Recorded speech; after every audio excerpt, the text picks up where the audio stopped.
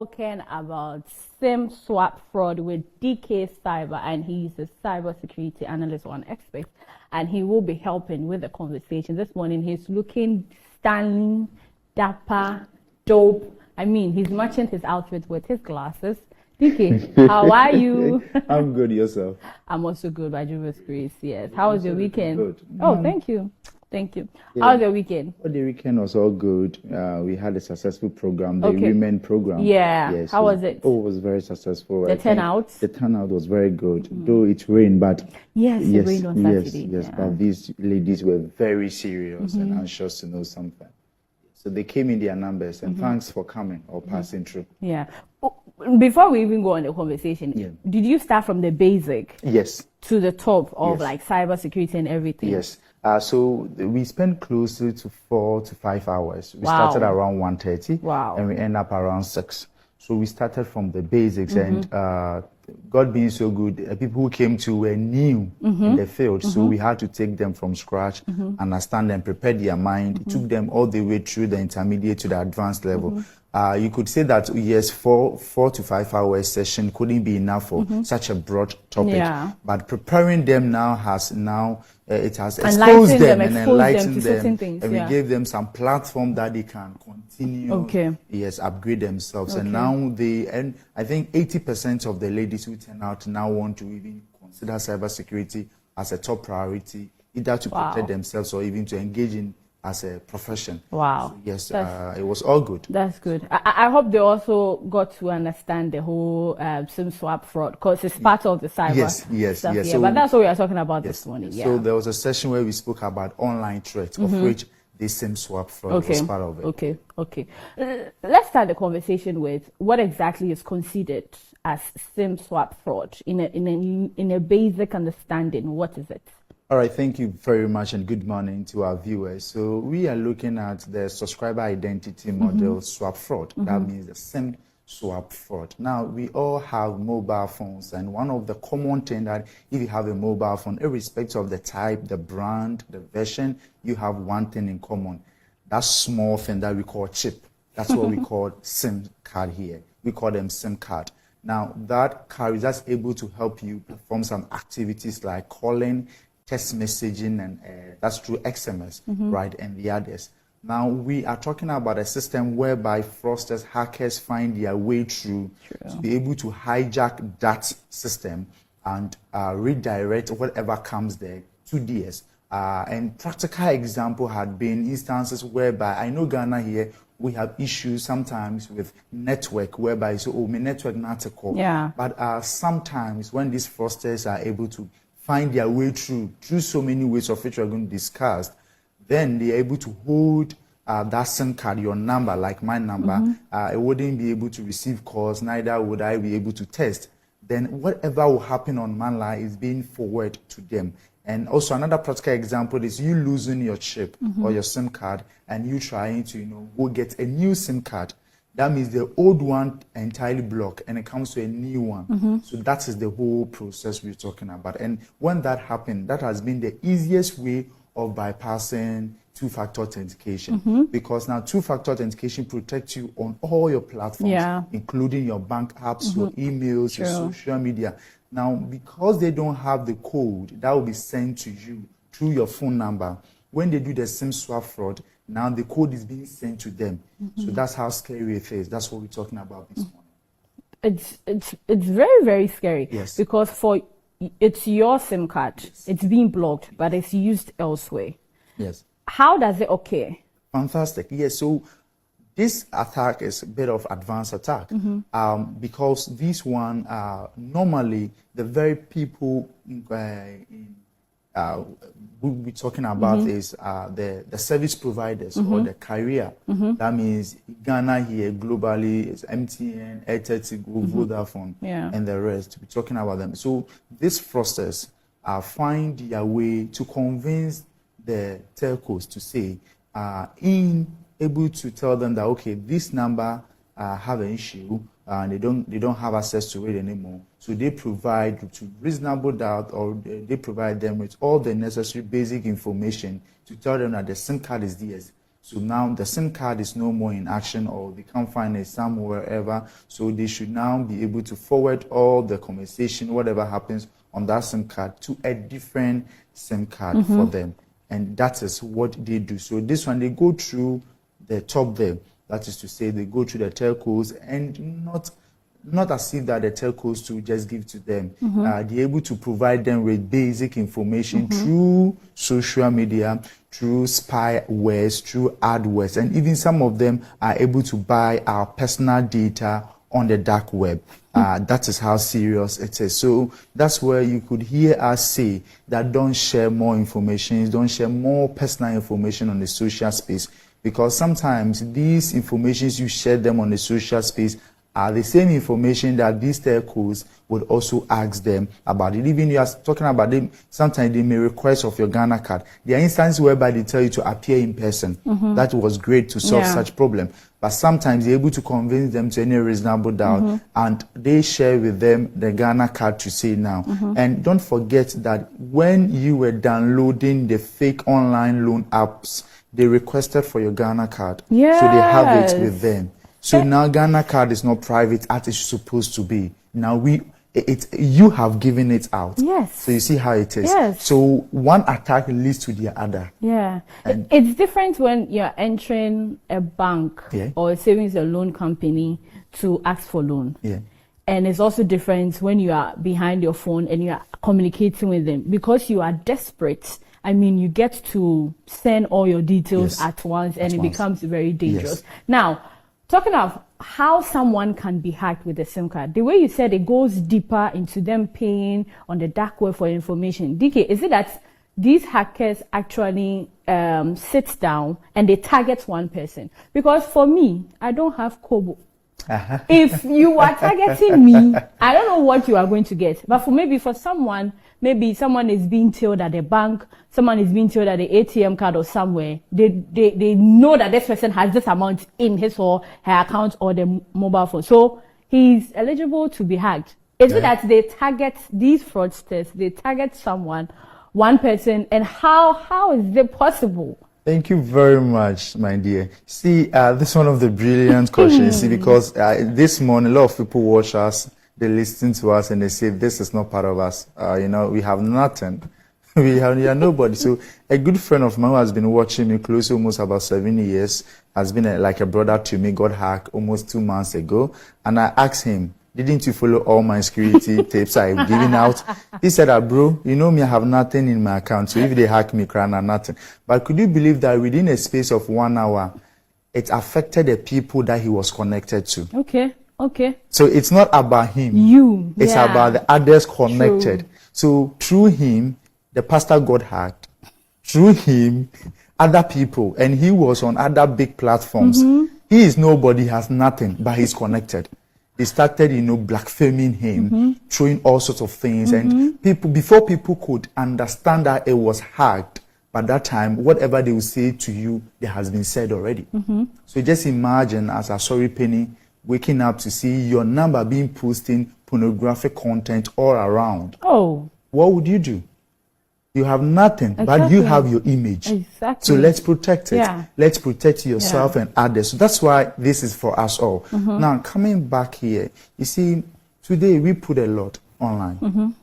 Right, we put a lot online. So we have, as you rightly said, some apps collecting data and all those things. Because you are desperate to put it out there. Yeah, desperate to put out there. Now, when you come to the dark web, how the information gets there, see, we have systems that got breached.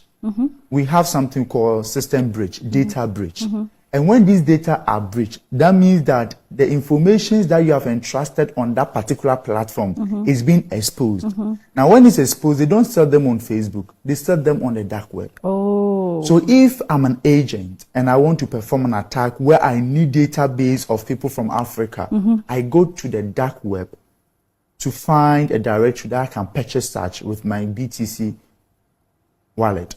Wow. You understand? So that is it. And most of us too, our informations are known out there because of some certain things that we do, we don't pay attention to. I always say that when you go to some sites like pornographic sites to download things, you have personally invited malware onto your phone. And when we say malware, some comes as a rootkit that has been given a root access to that your particular device. And whatever you do on your phone is being shared with someone somewhere. You download an app to say photo editing app. That app's supposed to just edit a picture taken. But just to see, right now, go and check its permission. That app is taking your contact. What would a photo editing app takes a contact? Is because they provided that, okay, these are the things we are going to collect from the user. But because Africa here, our syndrome or our dramatic problem is that we don't read. Whilst you are downloading the app, you don't read the permissions. The terms and conditions. Ours is just click and move. I don't know if our ICT teachers taught us how to do allow. It has been only allow. It's not that. Sometimes the terms and conditions are a lot.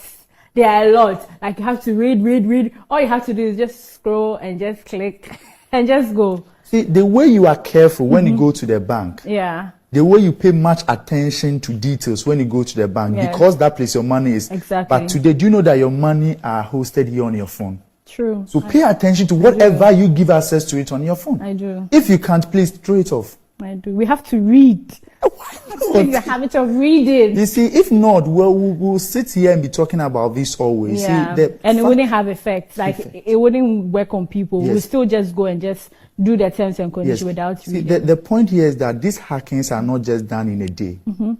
They plan. Yeah. So every successful hacking activity takes much days for information gathering. Right. So I need to enter Metro TV, their service. Don't think that I'm going to go through the service there. I'll go through the front desk. It can even go as far as becoming friend with some of the staffs here. Some of the staffs are, they tell them not to join the company Wi-Fi here, but they have. And we use that through to come to the Metro TV. So we didn't come through above. We came through. So we are talking about a process whereby it can take its dimension from everywhere, wherever they want to go through. Right? So this SIM swap fraud is very critical. And yes, someone will be thinking this morning that, are there solutions? Yes, are there solutions? But before we talk about like the solutions, how can we really detect if my SIM card, my SIM card has been swapped? Because I'm just here. Is there a way or something I can dial and find out if someone else is also using my SIM card? Thank you very much. Good question. So unfortunately, Ghana here, we suffer from network cut. Sometimes you'll be there and you can't make calls. So we are not able to differentiate between when it's a genuinely a fiber card or some network, a mask that's not working. That's why we're not getting the network. Or someone is hijacking our SIM card. But in a similar situation, what happened is that you cannot receive calls. You see that we say normally the 3 bars or the 4 bars has disappeared. Yeah. So you see that your phone is there for some time. No calls are coming through. You know yourself. No calls are coming through. No text message. Nothing. You try calling yourself. They say user busy. Number is unable to reach. That means that something has happened. So normally instances like that, what you normally do is that you can, restart your mobile phone to see if you can get back your service. But if it doesn't come, you quickly have to prompt whoever the service provider and ask them that, I'm in this geographical area. Are you having issues around here? They will say, oh no, the network is clean. Then you know that something is happening on your SIM card. Then you try to really investigate into it. As I clearly stated, they can do that convincing them. Right, I know that the service providers are putting in much security procedures in terms of replacing SIM card, but we still work with human beings, of which you and I know we have what we call the insider attack. We deal with humans, and humans are vulnerable. When we see money, we become vulnerable. When we see anything, we become vulnerable. So yes, these things do happen. So as a normal citizen or as a concerned citizen, we need to think about these things. Not always do we have to put the blame that, my network is cut, so it's because of the network. But we have to find out. That's the only way we can see here in Ghana. I think Western world doesn't happen that way. They don't really have that network cut. So when things like this happen, clearly they know that something is really happening. But here you need to find out before you see that if it's a SIM swap fraud that's happened or it's a normal network cut. Aside the calling to find out. And I'm so glad that when you call your mobile telecommunication network, they'll ask you, have you restarted your phone? Where are you really located? And sometimes they'll ask you to mention your name and even the number you have, your last 3 digits. That's good. You see, on social media, we can use the 2-factor and other things where sometimes they say, if you can't enter your password, just let us send you a message via text message. With the SIM card swap issue, what are the practices? Let's say some practices that we can do to safeguard the SIM, to make sure that it is in the right place. No one can hack it. I don't know if you are getting what I'm saying. Just like your Instagram account, you can use that. Maybe your SIM card, you can call your mobile telecommunication network and just ask them that, oh, maybe there's this number, oh, you are supposed to do this, so that only that number will be for you.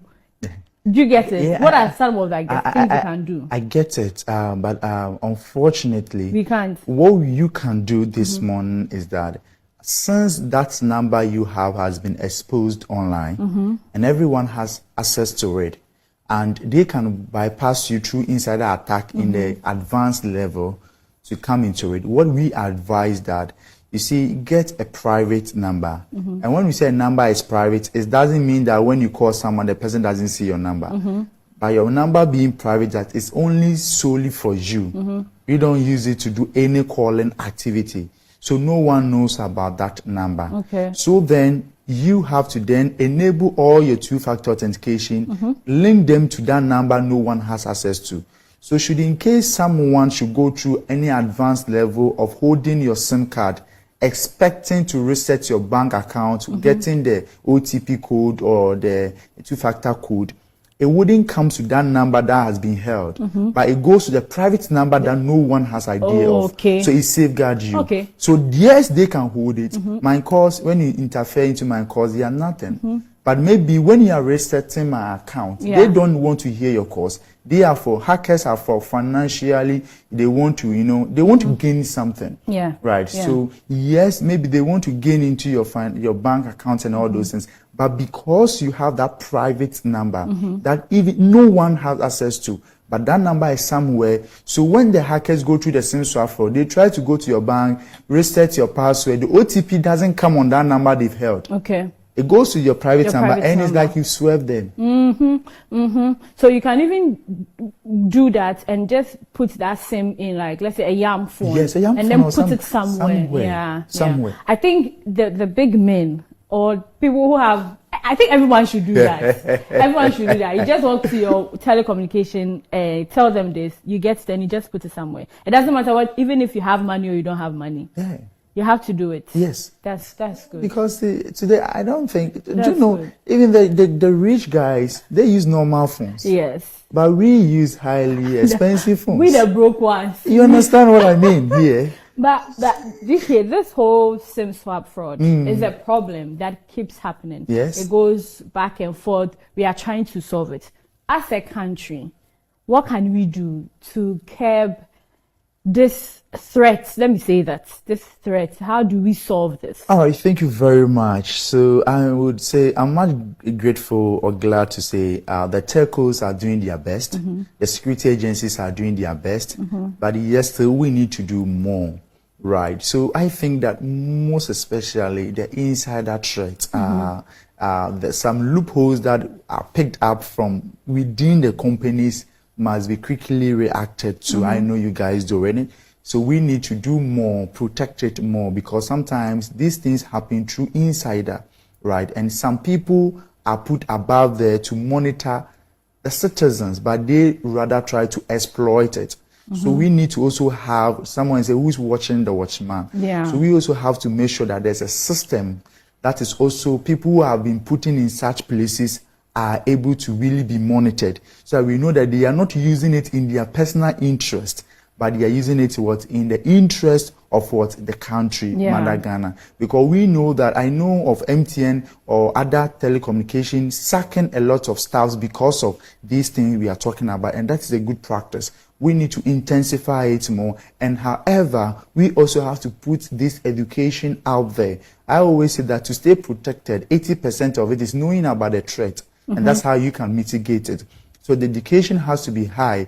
And I know that October, month of October, is for cybersecurity awareness. So I think globally, nationally, we'll be talking around a lot of cyber threats and how we can get a good cyber ecosystem whereby these threats could be mitigated. We can't have zero threats online, but we can only mitigate them, try to find a way to bring them down. So I think that yes, the systems authorities are on it. They are doing their possible best to go through, but always, working with human beings, it's a threat because your decisions are not always like that. And that is why the introduction of AI came to being. Now, I know that there has been AI company trying to even develop AI to go into bar, to go into the court to defend people. Because they know that, yes, the AI are being trained to go into law. AI being trained to go into accounting. Because they know that AI is a computer program. Unless high IQ has been affected, if not, whatever is being put comes out.